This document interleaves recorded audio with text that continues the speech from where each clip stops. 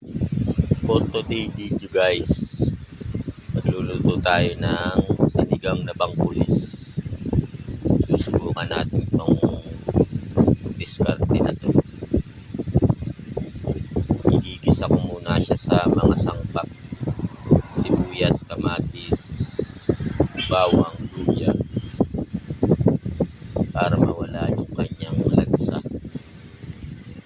Yan, sinamasama ko na yan, mga sahog niya, asin, bitchin.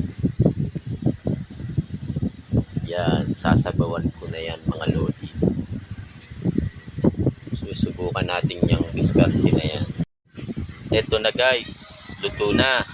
Yan, halo-haloin ko muna. Lagyan ko ng patis.